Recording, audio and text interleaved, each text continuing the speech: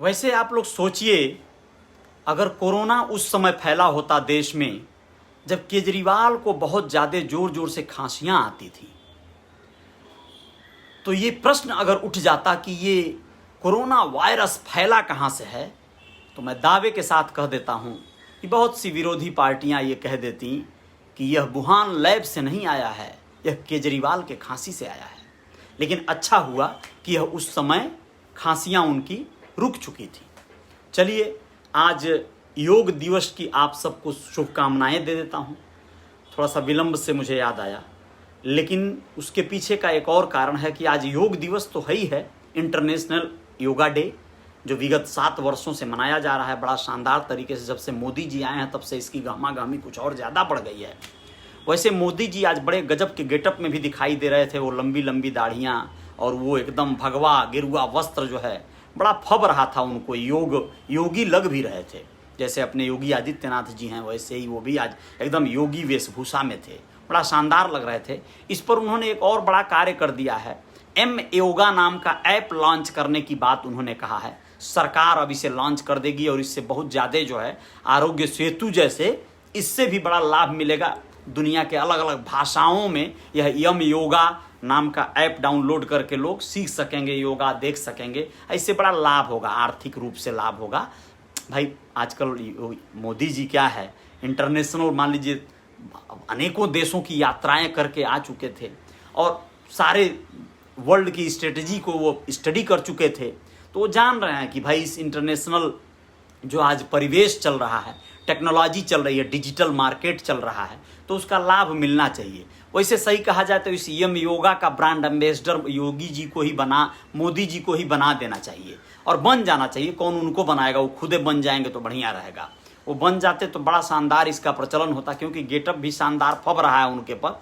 और कुछ दिन बाद मान लीजिए पदोन्नति नहीं हुई अगर कहीं, है ना, आप समझ रहे हैं ना, पद से हट गए तो फिर और भी ज़्यादा जो है मतलब कोई काम काज तो रहेगा नहीं, तो उसमें बड़ा बढ़िया इनका ये चल पड़ेगा।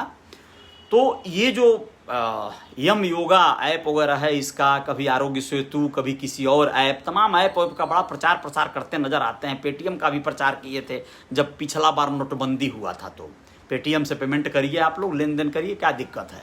बहुत बढ़िया है, समझदार भी हैं और आधुनिकता को बड़ा प्रमोट करते रहते हैं। क्रिप्टो करेंसी को भी ऐसे ही प्रमोट करते, भाई बिटकॉइन लीजिए, तमाम इस तरह का जो भी क्रिप्टो करेंसी है, हमारा प्लेटिन कॉइन लीजिए, PLC, इस तरह का ऐड करते तो बड़ा बढ़िया रहता है। इसके साथ साथ आप लोगों को बताना चाहूँगा कि योगा डे के साथ साथ आज इंटरनेशनल म्यूजिक डे भी है। म्यूजिक का एक अलग ही पावर होता है इस दुनिया में। म्यूजिक यानी संगीत के पावर को जो नहीं समझ सका वो फिर कहाँ का है। म्यूजिक से बड़ी बड़ी बीमारियों का, एक तरह से समझिए कि म्यूजिक थेरेपी होती है। बड़ी बड़ी बीमारियों का निदान खोज लिया है डॉक्टरों ने। यहाँ तक कि इसी कोरोना काल में रविंद्रनाथ मेडिकल कॉलेज उदयपुर के एक बहुत बड़े रिसर्च सेंटर है वो, वहाँ के डॉक्टरों ने कहा कि 1.5 महीने से एक बच्चा, 7 वर्ष का एक बच्चा जो कोमा में था, और वह 1.5 महीने से कोमा में था, और अंततः डॉक्टरों ने सुझाव दिया कि भाई इसे जो है म्यूजिक थेरेपी से इसका इलाज होना चाहिए। और उसका माँ की, पिता के आवाज़ में कुछ गीत, कुछ शब्द जो है उसे सुनाई देंगे बार बार, तो उसके अंदर वेदना संवेदना आ जाएगी और 1 हफ्ते में ही उसके अंदर ये वेदना यानी उसकी चेतना आ गई, वह कोमा से बाहर आ गया। ऐसा ही हुआ उस मेडिकल कॉलेज में। जी हाँ, रविंद्रनाथ मेडिकल कॉलेज में उदयपुर के, वहाँ पर क्या हुआ कि वहाँ पर मतलब सैकड़ों मरीज भर्ती थे और वहाँ बाकायदा डॉक्टरों को ऐसा लगा कि यहाँ बड़ा माहौल, दुखद माहौल चल रहा है, शांत और बड़ा सन्नाटा है। उन लोगों ने म्यूज़िक थेरेपी अप्लाई किया, वहाँ पर व्यवस्था किया। संगीत से लोगों के बीपी और सारी चीज़ों में सुधार देखा गया और बहुत ज़्यादा वहाँ रौनक बढ़ गई। आप लोग वैसे भी देखे होंगे बहुत से ऐसे रेस्तरां या ऐसी जगहों पर जहाँ पे आप शाम को जाते हैं, चाय पीने जाते हैं, खाना खाने जाते हैं, आपको मध्यम मध्यम संगीत सुनाई देता है। वो आपके मन में एक अलग तरह का ऊर्जा का संचार करता है, सकारात्मकता आती है आप में। संगीत बहुत अहम चीज़ है। संगीत से बहुत बड़े बड़े जो है, बहुत बड़ी बड़ी समझिए जीत हासिल की जा सकती है। संगीत बहुत पावरफुल चीज़ होता है। तो आज इंटरनेशनल म्यूज़िक डे है, इसकी भी आप सबको शुभकामनाएं।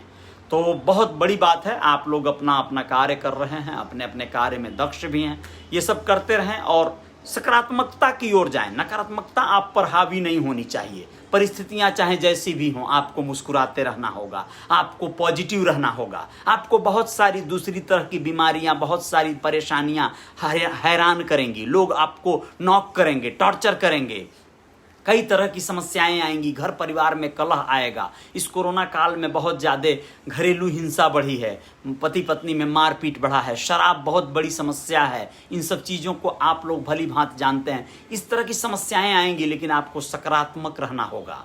मेरी पत्नी मुझे घूर रही हैं, लेकिन कोई फ़र्क नहीं है, ये सब बातें चलती रहती हैं और ये सब बातें होती रहती हैं। हम नहीं बदलेंगे। हम भाषण देंगे, लेक्चर देंगे, आपको सुनना है तो सुनिएगा, नहीं सुनना होगा तो जय राम जी की कोई बात नहीं है।